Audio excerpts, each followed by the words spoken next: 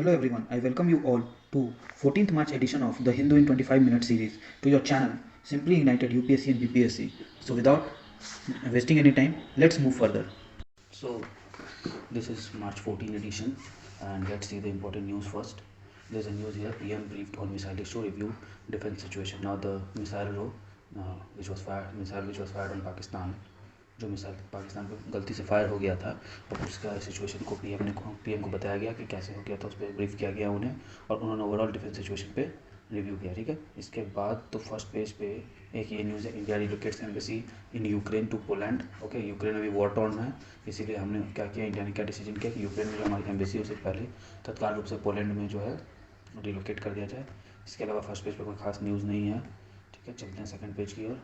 Second page पे भी कोई खास न्यूज़ नहीं है। थर्ड पेज पे भी नहीं है, फोर्थ पेज पर भी नहीं है, फिफ्थ पेज पे भी काम का न्यूज़ नहीं। सिक्स पेज एडिटोरियल पे सीधा आते हैं। एक एडिटोरियल ये कुछ हद तक रिलेटेड है हमारे, कुछ हद तक या बहुत ज़्यादा रिलेटेड है। It is the challenges, okay, challenges of Indian international stance. ठीक है, भारत का इंटरनेशनल स्टांस है of refusing to take a stand और ऑफ अब्सटेनिंग। ठीक है, जो अब्सटेन कर रहे हैं ये बहुत सारे इसमें इंटरनेशनल फोरम पे, वो उसका चैलेंजेस क्या है इस आर्टिकल में वही बताने की कोशिश की गई है।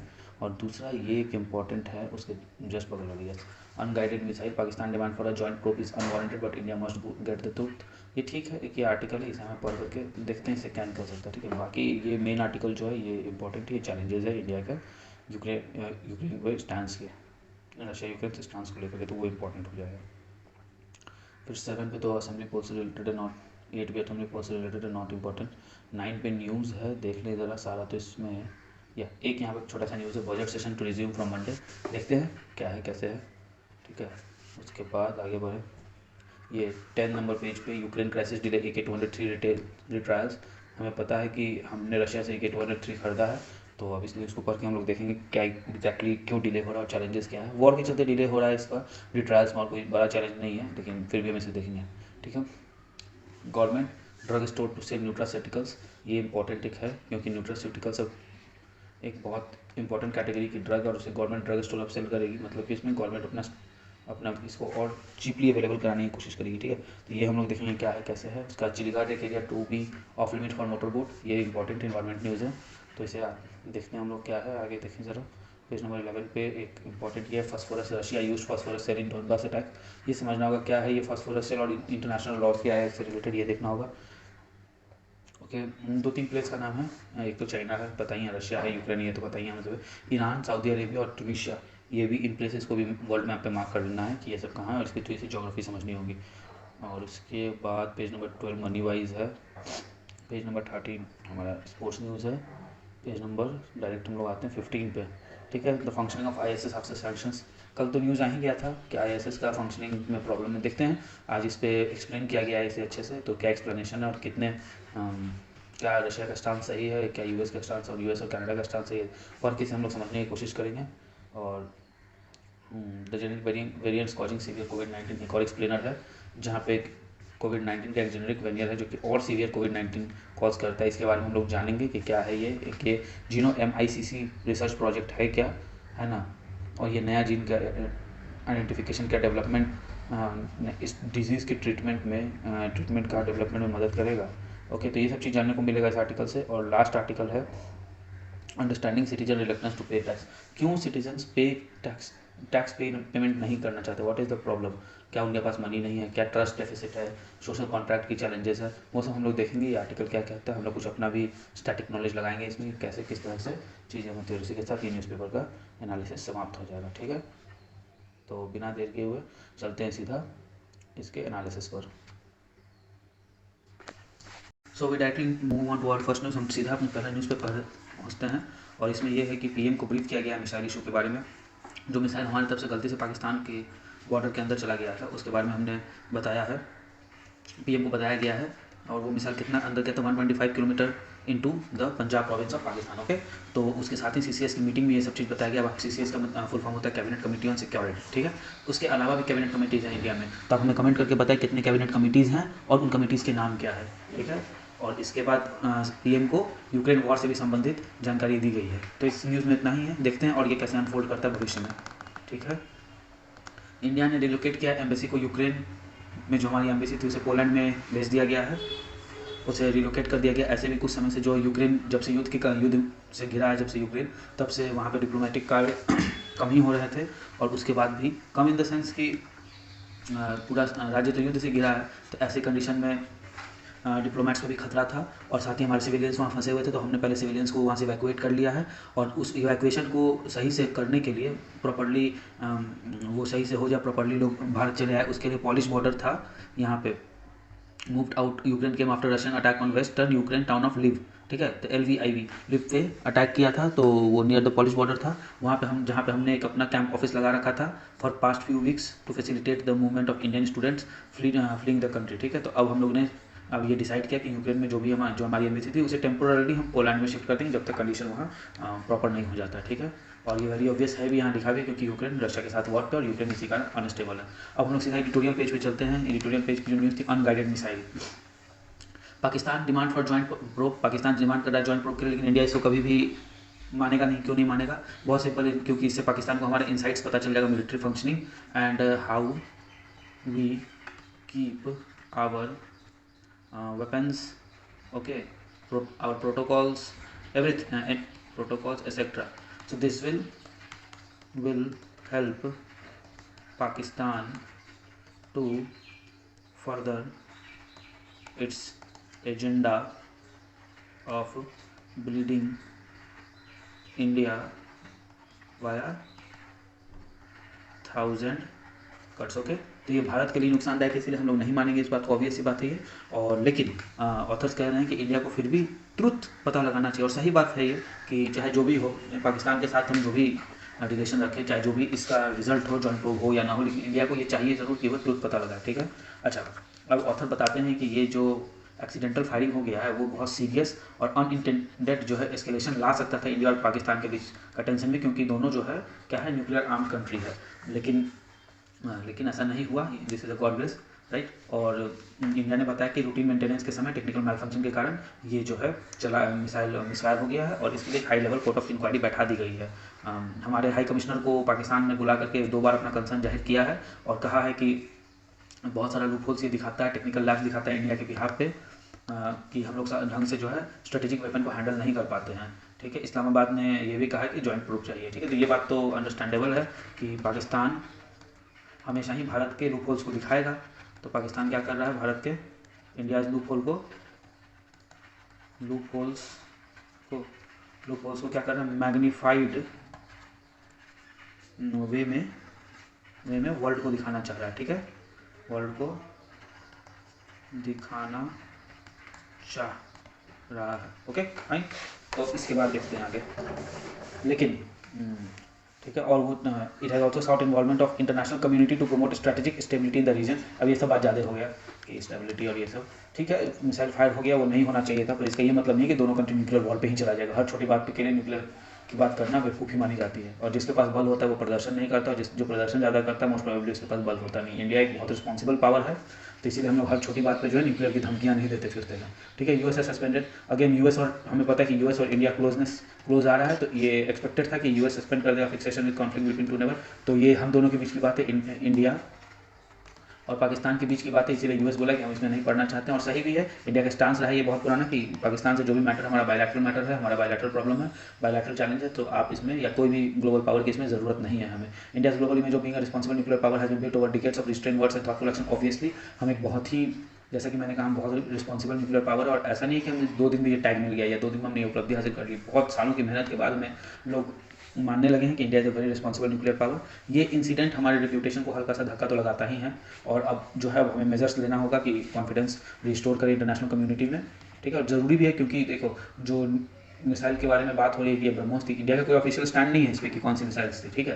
लेकिन अगर ब्रह्मोस थी या ब्रह्मोस जैसी कोई मिसाइल थी जो न्यूक्लियर हेड कैरी करने में सक्षम है, तो इट इज़ अ प्रॉब्लम। गलती से भी अगर चला जाता है ऐसा कोई मिसाइल जाके वैसा ब्लास्ट कर जाता है जो न्यूक्लियर वॉरहेड खाली कर रही हो। आमतौर पे 99.99% चांस है कि ऐसा हो ही नहीं सकता, क्योंकि न्यूक्लियर वॉरहेड असेंबल करके रखा नहीं जाता। पर फिर भी अगर कभी ऐसा होता है तो वो बिना मतलब कहीं एक तो सिविलियन पॉपुलेशन मरेगा, न्यूक्लियर इम्पैक्ट्स आएगा, रिलेशन को टेंशन को एस्केलेट करेगा और बहुत सारे अनवांटेड प्रॉब्लम आ जाएंगे। ठीक है, तो इसीलिए इंडिया को क्या करना चाहिए, फर्दर मेजर लेना चाहिए कि ऐसा दोबारा ना हो। ठीक है, और जैसा कि मैंने कहा कोई ऑफिशियल वर्ड नहीं है इंडिया की तरफ से कौन सा मिसाइल इन्वॉल्व था, लेकिन पाकिस्तान ने जो डिस्क्रिप्शन दिया है, description on given by Pakistan, ये किस ओर इशारा करती है, ये इशारा ब्रह्मोस की ओर करती है। ठीक है, कि ब्रह्मोस मिसाइल था वो। अच्छा, अब एक चीज़ तो हमें समझना होगा कि अगर BrahMos about 120 plus kilometer Pakistan में एंटर कर सकती है, ओके, तो दिस मीन्स इनके Chinese air defence system plus radar are not so efficient. इसीलिए तो भारत की मिसाइल इसमें एंटर कर गई, इसीलिए तो हमने उस बालाकोट स्ट्राइक में भी हम उतना अंदर तक एंटर करके काम करके चले आए। ठीक है, तो हमें ये बात समझना होगा। और obviously India became the member of हम सबको हमें पता है कि इंडिया MBCR का मेंबर 2016 में बन गया था, और सबने माना था उस समय भी कि इंडिया एक बहुत ही रिलायबल डिफेंस पार्टनर है और capable of handling strength and contributing to global security. तो इंडिया की रिलायबिलिटी का सबने लोहा माना था, और ये भी माना था कि इंडिया जो है अपने स्ट्रेंथ को हैंडल कर सकता है। जैसे कि मैंने पहले ही बोला था, जिनके पास बल होता है वो दिखावा नहीं करते, वो शोर नहीं करते हैं। तो और ये पूरी दुनिया ही मानती है भारत के बारे में कि हमारे पास बल है, पर हम शोर और दिखावा से दूर रहते हैं, और हम पूरे वर्ल्ड की ग्लोबल सिक्योरिटी में हमारी एक भागीदारी है, हम वो भागीदारी निभाते हैं। ठीक है, India is developing more missile power with time, we have develop more missile power. हमने अग्नि के अलग अलग वेरिएंट्स बनाए, नाग के अलग अलग वेरिएंट्स बनाए, हमने अभी ब्रह्मोस डेवलप किया है, हमने वेरियस चॉपर्स डेवलप किए, हमने LAF तेजस डेवलप किया, बहुत सारी चीज़ें हमने डेवलप की ओवर द ईयर्स। 2016 के बाद की ही मैं बातें कर रहा हूँ। ठीक है, तो India is developing more missile power, हमने किया है, और हम बहुत ही ताकतवर हम लोग बन रहे हैं, और साथ ही हम अपने ताकत को हैंडल करना भी आता है, ये हमारे साथ चढ़ कर नहीं बोलता है। ठीक है, और हमने हाइपरसोनिक वेरिएंट्स बनाने, the handling and launch of any such missile are highly regulated and checks and balances to avoid accident obviously. अच्छा, एक इसमें पॉइंट है कि पाकिस्तान का कहना है कि एयर सेल्फ डिस्ट्रक्ट इंडिया ने क्यों नहीं किया। ठीक है, we are not done, why India didn't self destruct the missile if it loss its parts. Look, ऐसे मिसाइल्स में जो कि इतने हाई ग्रेड नहीं, high advance missile and that too nuclear head carriers do not have air self destruct system in them, okay, therefore it cannot be destroyed and this is a known fact, that is just a propaganda। ये बहुत ही जानी मानी हुई fact है, सारे military establishment इस बात को बहुत बढ़िया से जानते हैं, लेकिन सिर्फ अपने अपने एजेंडा को, अपने पॉलिटिकल एजेंडा को भारत को बदनाम करने के लिए ये काम पाकिस्तान ये बार बार बोल रहा है कि भारत उसे एयर में सेल्फ डिस्ट्रक्ट कर सकता था, क्योंकि most of the civilian population को ये पता नहीं होती है कि ऐसा भी कुछ होता है।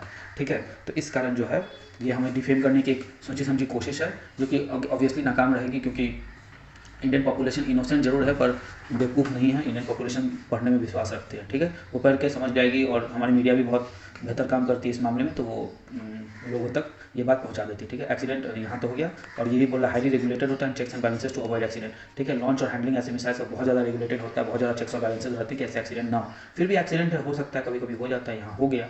ठीक है, और एक एक्सीडेंट पहले भी हुआ था बालाकोट स्ट्राइक के अगले ही दिन, जब बालाकोट स्ट्राइक के अगले दिन जब वो डॉग फाइट हो रहा था, हमारे सोल्जर अभिनंदन और वहाँ पाकिस्तान के सोल्जर के बीच में आपस में मिग के अंदर, तो एक हमने हमारे ही अपने ये, ठीक है, इधर क्या बोलते हैं, सरफेस टू एयर मिसाइल, गलती से हम अपने ही चॉपर को मार बैठे MI-17 जो कि बडगाम में क्रैश कर गया था। ठीक है, और बाद में कोर्ट ऑफ इंक्वायरी से पता चला कि इंडियन एयरफोर्स के द्वारा ही वो Israeli origin Spyder surface to air missile system के कारण वो क्रैश हुआ था।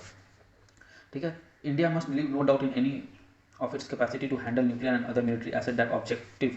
ठीक है, इंडिया को किसी के मन में कोई डाउट नहीं छोड़ना चाहिए कि हम हर चीज़ को, हर तरह के मिसाइल को, हर तरह के वॉरहेड को कैरी करने में और उसे सही से सुरक्षित रखने में सक्षम है। Objective can be achieve without a joint petrol approve with Pakistan. ये ऑब्जेक्टिव हम इजीली हमने किया भी है, और हमें पाकिस्तान की इसमें ज़रूरत नहीं कि पाकिस्तान हमें बताया कि हमें कैसे करना है, ये हमें कोई ज़रूरत नहीं है। It's irrelevant on account of Pakistan to ask these things. This shows their immaturity on international level. ठीक है, or any international involvement, but objective must be achieved nevertheless, and we don't want any other parties to this problem because it is a bilateral problem। और लेकिन चाहे जो भी हो, हमें जो है ये ऑब्जेक्टिव की बात दोबारा ऐसा ना हो, ये इस पर देखना है कि ये इसको अचीव हो जाए, कि ये प्रॉब्लम दोबारा ना आए। ठीक है, उसके बाद हम लोग आगे बढ़ते हैं ये बहुत ही अच्छा आर्टिकल है, challenges of Indian international stance, जो है कि no variation for India stand on Ukraine war. हमें पता है यूक्रेन वॉर में इंडिया का स्टांस क्या रहा है, सिंपली ये रहा है कि we have abstained from UN votings, okay, but we have pitched our concerns, ठीक है। तो हमने अपना कंसर्न पिच किया है, ऑल्दो हम जो है क्या रहे हैं, हम लोग एब्सटेंड किए हैं वोटिंग से, ठीक है। और कंसर्न भी कौन सा concern, humanitarian concerns plus evacuation concerns, okay. ये हमने समय समय पे हर मीटिंग में ये बात बताया, ठीक है। तो अब इस आर्टिकल को समझने की कोशिश करते हैं, हम देखते हैं क्या क्या है। Refusing to take firm lines on invasion while continuing to see itself as a world leader teacher is not credible, means mister Balakrishnan is saying that on one hand we say we are Vishwa Guru and on other hand we don't even take firm stance. So these two are contradictory in nature. On this only he has tried to explain the entire article की। एक तरफ तो हम कहते हैं कि हम world leader हैं, पूरे विश्व गुरु हैं, और दूसरी तरफ हम स्टैंड भी नहीं ले पाते हैं। यही प्रॉब्लम है, इसी डाइकोटमी को जो है, इसी द्वैत को उन्होंने दिखाया है, उन्होंने इस आर्टिकल के माध्यम से बताने की कोशिश की। चलिए इसको साथ साथ ही पढ़ लेते हैं ताकि और कॉन्सेप्चुअली क्लियर हो जाए, ठीक है। इंडिया के ऊपर मॉरल रिस्पॉन्सिबिलिटी है क्योंकि हम वर्ल्ड की लार्जेस्ट कंट्री है और one of the most popular democracy भी है, ठीक है। इंडिया ने यूएन में रिफ्यूज़ कर दिया इस वायलेंस को कंडेम करने से, ठीक है। और उसके अलावा वो क्या कर रहे थे, resolving difference, and they are giving the moral lecture. India जो है मॉरल लेक्चर दे रहा है किस चीज़ के लिए, होमिली का मतलब होता है फीडिंग मॉरल लेक्चर्स, राइट। तो होमिली, तो इंडिया जो है मॉरल लेक्चर दे रहा है किस चीज़ के लिए, कि डायलॉग से इसको सॉल्व करना चाहिए, ऐसा इनका कहना है। आप माने या ना माने ये आपके ऊपर है, क्योंकि वी ऑल आर इंडिपेंडेंट। मैं सिर्फ ऑथर की बात आपके सामने रख रहा हूँ, ठीक है। इट हैज़ मूव विद एलैक्रिटी का मतलब ब्रिस्क एंड चेयरफुल रेडीनेस, मतलब कि जल्दी से और खुशी और जल्दी के साथ, ठीक है, जल्दी, ठीक है। To save citizen without expressing compassion for people of Ukraine, मतलब इंडिया ने अपने सिटीजन को तो इवैक्यूएट कर लिया जल्दी से जल्दी और खुशी से, लेकिन यूक्रेन वासियों का क्या होगा उसने ये नहीं सोचा, जबकि हम सबसे बड़ी पॉपुलर डेमोक्रेसी होने के कारण हमें ये बात सोचनी चाहिए था, ठीक है।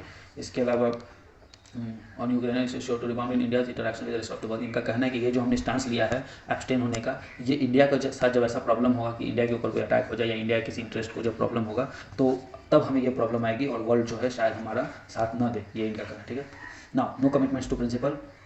अब इसमें देखते हैं क्या बोला, argument justifying India stance in UN have enumerated from erstwhile grandees in India's diplomatic corps and current members of National Security Committee. The first of these is international affairs country must be guided by its national importance. ये India का जो stance है उसके लिए क्या क्या ये दिया जाए, उसके लिए क्या क्या दिया गया है रीजंस। पहला रीज़न है कि ये नेशनल इंटरेस्ट सर्वोपरि है, ठीक है।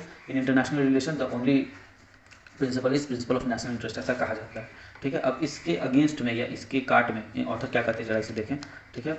what these principles could be are left unspecified but what India's interest have to be stated with clarity। ये बोल रहे हैं कि ये जो इंटरनेशनल प्रिंसिपल है इसको अनस्पेसिफाइड छोड़ दिया गया, लेकिन इंडिया को अपना इंटरेस्ट जो है, इंडिया या कोई भी वर्ल्ड की और कंट्री अपने इंटरेस्ट को बहुत क्लियरली बताती है, लेकिन बाकी प्रिंसिपल को क्लियरली स्टेट नहीं करता है, ताकि एम्बिग्विटी बनी रहे और इसी के कारण जो है लोग जैसे कि रशियन प्रेसिडेंट अभी एक्सप्लॉइट कर रहे हैं उसी तरह लोग एक्सप्लॉइट कर सकते हैं, ऐसा इनका कहना है, ठीक है। वेरी हाई डिपेंडेंस और ऐसा क्यों है, नेशनल इंटरेस्ट हमारा क्या है, हमारा बहुत हाई डिपेंडेंस है सोवियत के डिफेंस इक्विपमेंट पे, ठीक है। सोवियत तो बोलना उचित नहीं रहेगा, रशिया बोलना उचित रहेगा। तो रशिया के डिफेंस इक्विपमेंट जो हम उनसे खरीदते हैं उस पर हम लोग बहुत ज़्यादा डिपेंडेंट है। और दूसरा है कि जो जियोपॉलिटिकल चेंज हुआ है कि वो पाकिस्तान के साथ रशिया की क्लोजनेस दिखने लगी थी, और तो इसी कारण जो है ये हो गया, इसी कारण जो है इंडिया की और जो पॉलिटिकल नेसेसिटी होगी उसके नेशनल इंटरेस्ट यहाँ पे सोवियत के साथ टैली कर रहा था, और इसी कारण ऐसा ऑथर का मानना है कि इंडिया ने एब्सटेन किया वोटिंग से, ठीक है। और ये ऐसा लगता भी है कि भविष्य में अगर इंडिया और रशिया का साथ फ्रेंडशिप कमज़ोर होती है, रिलेशंस में खटास आती है, तो क्या होगा, रशिया पाकिस्तान की साइड से यूएनएससी में वोट कर दे, और पाकिस्तान की हमेशा कोशिश रही इंडिया को ह्यूमिलिएट करने की और अपने इमोरल स्टांस को जस्टिफाई करने की, ठीक है। India must not offend Russia by condemning the invasion. The result is that India makes a statement that convinces no one, only drawing attention to lack of commitment to principle of international affairs. तो इसी कारण India जो है Russia को ये नहीं कर सकता, रशिया को ऑफेंड नहीं कर सकता है, और इसी का और जो भी स्टेटमेंट इंडिया दे रहा है वो किसी भी तरह से किसी को कन्विंस नहीं कर पाता। सिर्फ इंडिया की जो कमी है, जो इंडिया का दरार है इंडियन पॉलिसी की, उसी को सिर्फ वो जो क्लीवेज है उसको और बड़ा कर लेता है, ठीक है। Actually interest and principles are not apart. अब इनका क्या कहना है कि अब इनका ये लॉजिक है, ये जो कहना चाहते हैं इस विषय पे, ठीक है, कि जो इंटरेस्ट होते हैं और जो इंटरनेशनल प्रिंसिपल होते हैं वो अलग अलग नहीं होते हैं, ठीक है। अगर इंडिया अपने आप को विक्टिम नहीं देखना चाहता टेरिटोरियल एग्रेशन का फ्यूचर में, तो अभी समय है कि ये बोले वर्ल्ड को कि ये गलत हो रहा है, रशिया गलत कर रही है। तो ये ऑथर का कहना है, ये समझ गए। मतलब हमारा इंटरेस्ट क्या है? हमारा इंटरेस्ट है रशिया से सामान खरीदना, हम रशिया से हथियार खरीदना। हम हथियार क्यों खरीदते हैं? ताकि हमारे ऊपर टेरिटोरियल इन्वेजन ना हो सके, टेरिटोरियल एग्रेशन ना हो सके। लेकिन अगर आज हमने इसे कंडेम नहीं किया रशिया का जो ये इस तरह का टेरिटोरियल एग्रेशन को, तो कल को जब हमारे साथ ऐसा हो जाएगा बाई चांस, तो वर्ल्ड भी नहीं करेगा। और ऐसा तो हमने पास्ट में भी देखा है कि हमारे साथ बहुत बार हुआ। कश्मीर इशू को वर्ल्ड ने पाकिस्तान का साथ दिया। तो ऐसा बहुत सारे इशू, ठीक है, टेक्निकलिटीज़ हो सकती हैं उनकी अपनी। I don't say that they were right और wrong, I am just saying that कि वर्ल्ड ने भी इंडिया के खिलाफ स्टांस लिया है। लेकिन इंडिया को क्या चाहिए? इंडिया चूंकि विश्व गुरु बनना चाहता है, तो हमें अपने कमिटमेंट को वर्ल्ड के साथ या पास्ट के साथ न जोड़ के देखते हुए फ्यूचर के साथ देखना चाहिए। और हमें आज ही एक स्ट्रॉन्ग मैसेज देना चाहिए वर्ल्ड को कि ये जो है वो गलत हो रहा है और हम इसके खिलाफ है, ठीक है। अच्छा, अब डिफरेंस क्या है कोल्ड वॉर सिचुएशन और अभी डिफरेंस क्या है? मतलब 1950s और 2022 में क्या डिफरेंस है? आज कहा जा रहा है कि आज इंडिया के स्टांस के कारण इंडिया को चाइना और रशिया के साथ ही मतलब सेम पेज पे हमें देखा जा रहा है। जो और वो दोनों कंट्री को क्या माना जाता है? They are habitual violator of norms of peaceful coexistence. ये दोनों क्या है? हैबिचुअल वायलेटर है किस चीज़ के? पीसफुल कोएग्जिस्टेंस के के नॉर्म के। और इंडिया क्या चाहता है पंचशील के थ्रू कि पीसफुल कोएग्जिस्टेंस हो। तो देखिए ये इंडिया के खिलाफ है। इंडिया के जो मेन प्रिंसिपल है फॉरेन पॉलिसी के, उसके खिलाफ है। लेकिन स्टिल इंडिया और चाइना और रशिया एक ही स्टांस में दिख रहा है, एक ही पेज पे दिख रहा है, ठीक है। तो ये इंडिया की इमेज को भी टार्निश करती है। अच्छा, 1950 world was clearly unsympathetic to India. Obviously हम सबको पता है कि 1950s में जब कश्मीर इशूज़ हुआ था, 1947 में हम गए भी थे यूएन, लेकिन हमारे खिलाफ ही मोर्चा खुल गया, जहाँ पे और वहाँ पे जो है सोवियत यूनियन ने इंडिया को बहुत बार बचाया। यूएन में बहुत बार अपने वीटो को यूज़ करके, यूएन सिक्योरिटी काउंसिल में बहुत बार अपने वीटो को यूज़ करके सोवियत ने भारत को बचाया है, ठीक है। और आज 75 साल होने के बाद सिचुएशन ऑलमोस्ट उल्टी हो गई है, बदल चुकी है, ठीक है।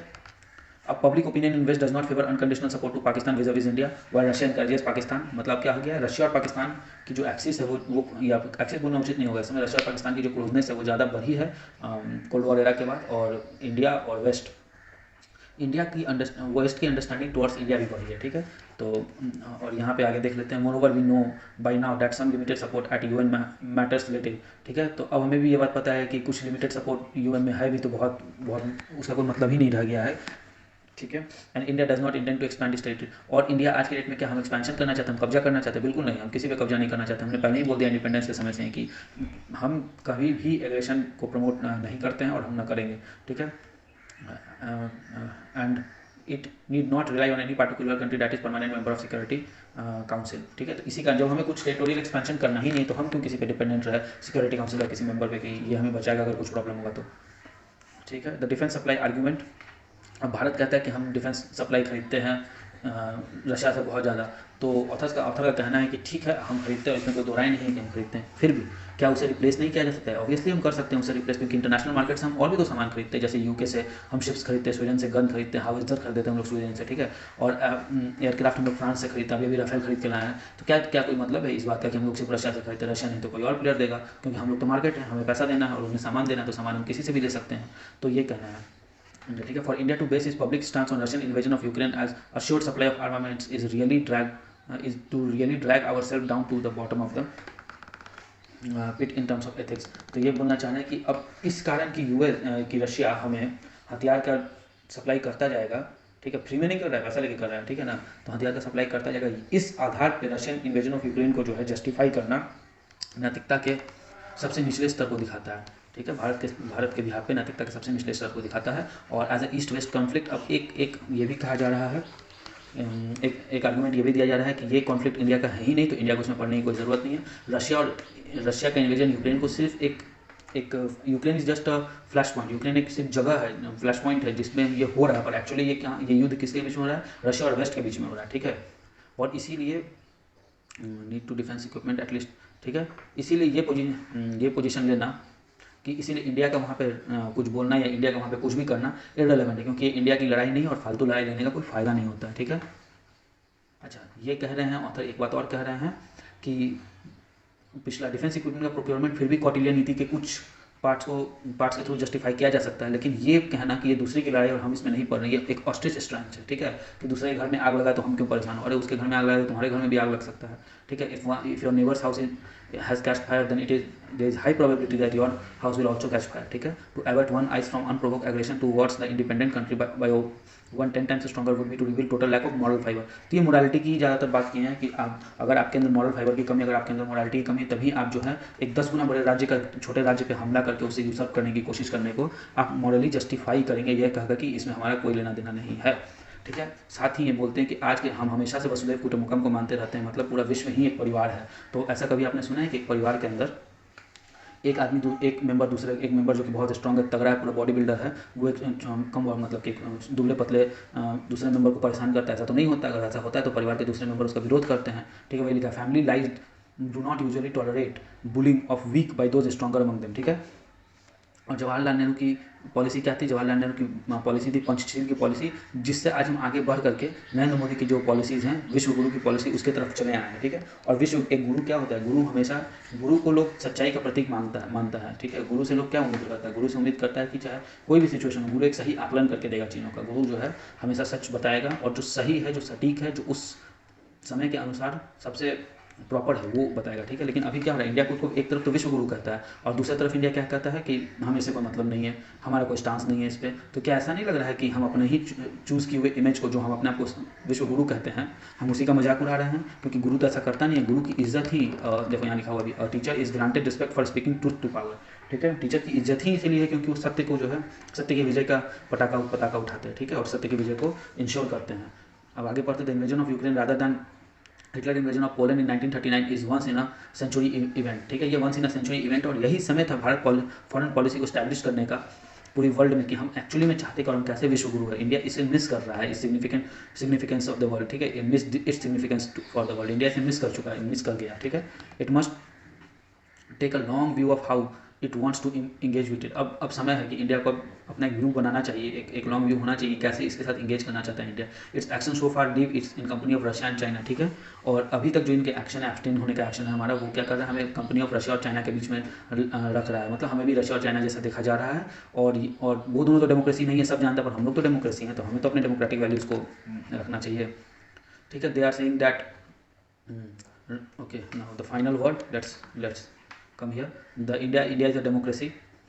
Moreover, it has not officially discarded Panchashila yet. हम लोग ने अभी तक पंचशील को छोड़ा नहीं है. It cannot be looked away from the violation of widely accepted norms containing the unprovoked invasion of Ukraine for fear of losing access to a supply of armaments or reciprocal support to UN matter of concern. Nor it does not have option of playing ostrich. तो हमारे पास ये भी option नहीं, ठीक है. तो हमने पंचशील छोड़ा नहीं है. उसके अलावा देखो, हमारे पास ये ऑप्शन ही नहीं है कि हम इस चीज़ को जो है अनप्रोवोक्ड इन्वेजन ऑफ यूक्रेन को जो है नज़रअंदाज करें, एक ऑस्ट्रिच के जैसा, जो कि देख रहा है कि सामने प्रॉब्लम है, तो फिर अपना जो सर है वो मिट्टी के अंदर डाल लेता है, यह कह के अब तो प्रॉब्लम है ही नहीं, ठीक है. Standing up for what you believe in bridge with the possibility of encountering hardship, ठीक है. जब आप किसी चीज़ को बिलीव करते हो, इसके लिए स्टैंड लेते हैं, तो जो भी हार्डशिप होती है उसको वही आपका कमिटमेंट, वही आपकी इच्छा शक्ति, उसे ब्रिज करने में, उसे पार करने में मदद करती है, जो भी प्रॉब्लम्स बीच में आती है, ठीक है. But then sticking to this principle is not just in India national interest, it is also in own reward. और इसी के साथ ऑथर कह रहे हैं कि अपने प्रिंसिपल पर खड़ा होना सिर्फ हमारे नेशनल इंटरेस्ट के लिए ही उचित नहीं है, फिर हमारे अपने लिए भी उचित है.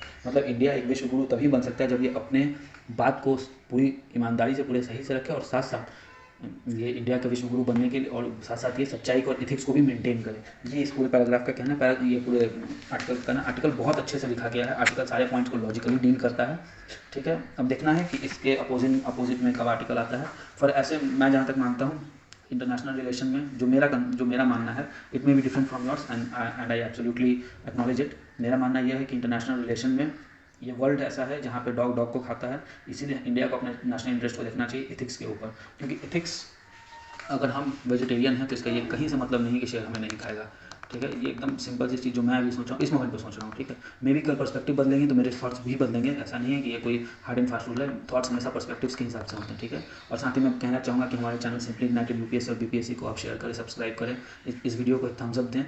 अगर आपको ये पसंद आया है तो हमें बताएं कि आपको क्या पसंद आया इस वीडियो में, क्या नहीं पसंद आया, और आप हमें ये भी बता सकते हैं कि हम और कौन से इनिशिएटिव लेके आए. तो आगे बढ़ते हैं. इसके साथ ही यूक्रेन क्राइसिस डिले AK-203 रिट्रायल्स, हमें पता है हमने AK-203 राइफल किससे मंगाया है? रशिया से मंगाया है.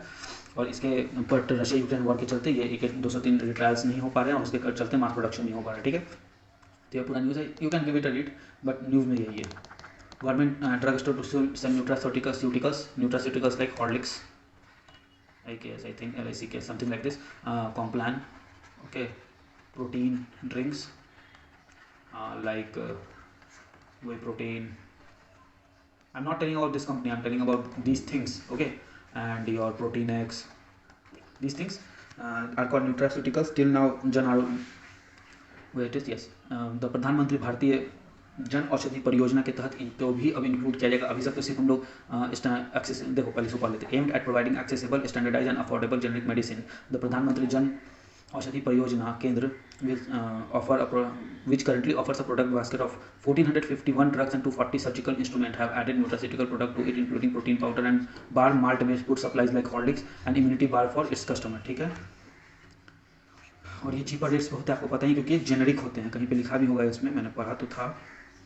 ठीक है, तो जेनरिक मेडिसिन बेचे जाते हैं, गवर्नमेंट हमें अवेलेबल करा रही है जो कि चीप होते हैं। और अब जेनरिक मेडिसिन के साथ क्या करेंगे, ये न्यूट्रास्यूटिकल्स जैसे कि protein powder, bar, malt based food supplies, immunity bar, ये सब एक्स्ट्रा मिलने लगेगा। ठीक है, पहले नहीं मिलता था, अब मिलेगा। Chilika lake to be area off limits for motor boat. ठीक है, कहा जा रहा है कि मेरे ख्याल से मार्च तक, अक्टूबर से मार्च तक इसको क्लोज कर दिया जाए। किसके लिए क्लोज कर दिया जाए, इसको क्लोज कर दिया जाए मर्चेंडाइज फिशिंग बोट्स के लिए। ठीक है, और यहाँ पे दो इंपॉर्टेंट, ये न्यूज़ से ज़्यादा इंपॉर्टेंट है चिलिका लेक की लोकेशन, इसके बारे में इन्फॉर्मेशन तो ये आपको स्टैटिक में मिल जाएगा, स्टैटिक पार्ट्स में आप देखें, इन्वायरमेंट के स्टैटिक पार्ट्स में। और एक ये मंगल जोड़ी है। ठीक है, मंगल जोड़ी ये प्लेस का नाम है जहाँ पे बर्ड्स रेस्ट करते हैं। ठीक है, रूस्टिंग के लिए आते हैं। ठीक है, यहाँ लिखा गया Mangal Jodi is recognize as globally important for conservation of bird, migratory birds arrive there for roosting. ठीक है, रूस्टिंग का मतलब होता है सेटल और प्रिपेयर फॉर रेस्ट और स्लीप। ओके, तो let's see the location of this thing on map of Odisha. Look, this is your Chilika Lake, you can see here, it is Chilika, entire this is Chilika Lake, okay, and here is your Mangaljori, this is your Mangaljori, it is on banks of Chilika Lake, you understand now? तो मंगलजोरी कहाँ है, Chilika lake के bank पे है। ठीक है, मंगलजोरी is on banks of Chilika Lake. Is this clear? Okay, this is only we need to know in this part. Now let's move further. Is there anything else we can see? I don't find anything like that. Okay, fine. Wait. Yes, I was correct. Fine. Now let's move further. Russia used phosphorus cells in Donbass attack. So here, Russian army has been alleged of using phosphorus bombs on Donbass attack. ठीक है, in Donbass attack, it was not well verified, but to some extent it is verified. Look how this phosphorus attack looks like. It creates smoke kind of thing. Okay, so it will do what? It will impair visibility, मतलब ये क्या करेगा, visibility को घटाएगा। उसके अलावा phosphorus के बारे में, व्हाइट फास्फोरस यूज़ हो रहा है यहाँ पे, तो हम लोगों को सबको पता है कि white phosphorus, okay, white phosphorus क्या होता है, catches fire as it comes in contact with air. तो ये है इसका प्रॉब्लम। तो अब इसको आगे पढ़ लेते हैं, इसके बारे में विकिपीडिया क्या कहती है। Okay, let's see what Wikipedia has to say about it. White phosphorus munitions are weapon that are used for that uses the common allotrope of chemical element phosphorus. White phosphorus is used like a smoke illumination and incendiary munition। मतलब smoke मतलब यही धुआं बनाने के लिए, smoke बनाने के लिए। इल्यूमिनेशन मतलब रात में फेंकेंगे तो उसमें आग लग जाएगा, तो पूरा क्या होगा, उससे जो है आपको लाइट आ जाएगी। ठीक है, एंड इंसिडिनरी म्यूनिशंस। ठीक है, तो और उसके अलावा मारने के भी काम आता है ट्रेसर ऑफ एम्यूनिशन। ठीक है, and it is commonly the burning element of tracer ammunition. जो ट्रेसर एम्यूनिशन होता है उसका बर्निंग एलिमेंट यही होता है। ठीक है, in addition to offensive capability, white phosphorus is highly efficient smoke producing agent reacting with air to produce an immediate blanket of phosphorus pentoxide vapour. तो ये क्या वेपर का नाम है, इसका नाम है फास्फोरस पेंटॉक्साइड। ओके, पेंटॉक्साइड पेंटा नहीं होगा, पेंटॉक्साइड होगा, पेंटॉक्साइड। ठीक है, वेपर। तो ये क्या निकाले, ये इसका वेपर फॉर्म में निकालता है। ठीक है, smoke producing white phosphorus munitions are very common, producing smoke grenades for infantry loaded in defensive grenades launchers or tanks and other armored vehicle in ammunition allotment for artillery and mortars। ठीक है, गोलीबारी सब में ये होता है use, गोली में, आर्टिलरी और मोटार्स में भी होता है, इन्फेंट्री के लिए बम, हैंड ग्रेनेड, ये सब में भी होता है। Create smoke screen to mask friendly forces movement position, infrared signature and shooting positions। They often called smoke maker rounds used for making points of interest such as light mortar or to design designate a target for artillery spotters. समझ में आ गया? ये धुआं create करता है और ये सब चीज़ें करता है, और उसके अलावा जो इसमें आग लग जाता है तो ये लाइट भी दिखा देता है कभी कभी, और कहीं मार दोगे किसी को ऊपर तो उसको बर्न तो आ ही जाएगा कम से कम, कुछ होना हो, और अगर शरीर के अंदर चले जाए तो ऑब्वियसली ये होता तो है ही डेंजरस।